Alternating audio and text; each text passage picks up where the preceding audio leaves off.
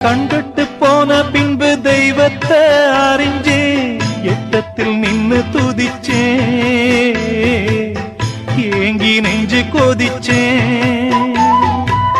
கைவிட்டு போன செல்வம் மீண்டும் தான் வருமா காயங்கள் ஆறிவிடுமா காலம் மாறி வருமா இருண்ட வானம் வெளுக்குமா நெஞ்சுக்கு அமைதி கிடைக்குமா இருண்ட வானம் வெளுக்குமா நெஞ்சுக்கு அமைதி கிடைக்குமா அம்மாடி என்ன செய்ய மன்னிக்கணும் என்னத்தான் யார்கிட்ட சொல்லி அழுவேன்